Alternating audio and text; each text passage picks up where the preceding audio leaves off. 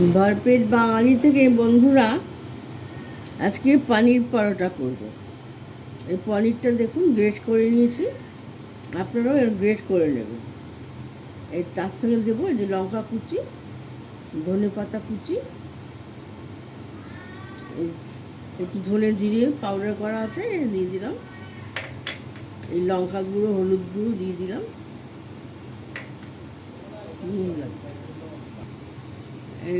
একটু নুন দিয়ে দিলাম। এবার এটাকে ভালো করে মেখে নিতে হবে।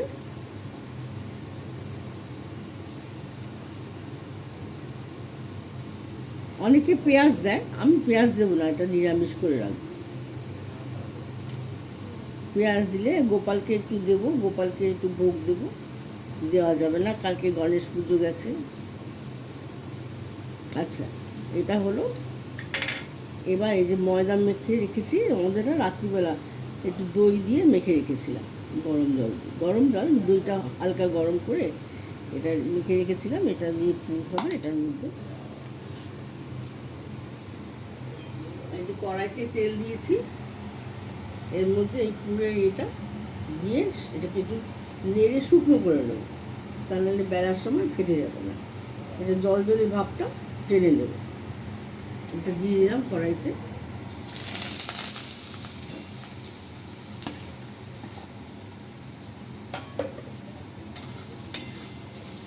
পুরটা টেনে নিলে আপনার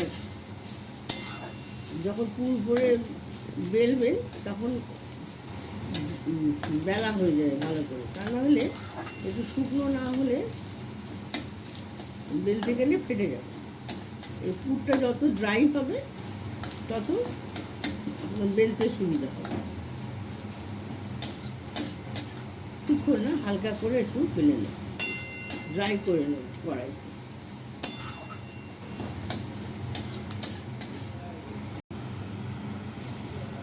পুরটার মধ্যে অল্প একটু মিষ্টি দিয়ে দিলাম, বেশি না অল্প। এটা ভালো টেস্টটা হবে, টেস্টটা ভালো আছে, নুন মিষ্টি মিলানে টেস্টটা ভালো। এবার এটা পুরটা আমার হয়ে গেল।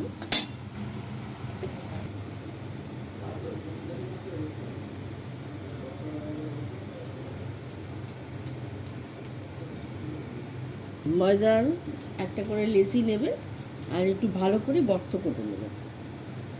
হ্যাঁ, এরকমভাবে গর্ত করে নিয়ে চামচ করে এটা ভালো করে দিয়ে আর এরকম মুখ বন্ধ করে দেবো।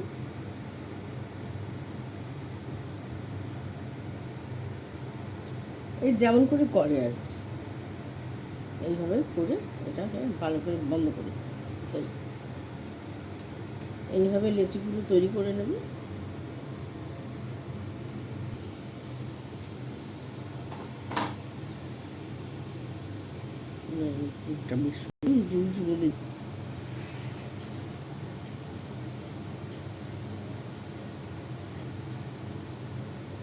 বেলার আগে এটা একটু চেপে চেপে চারদিকে ছড়িয়ে দিতে হবে, ময়দা দিয়ে বেলতে হবে হালকা হাতে, আলগা আলগা করে বেলবেন।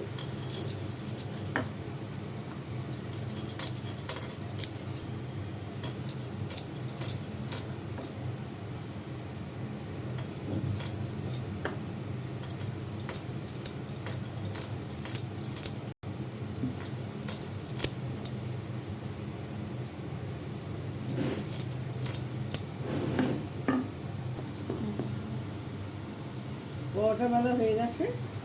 আর এই ননস্টিক ফ্রাইং প্যানে অল্প অল্প তেল দিয়ে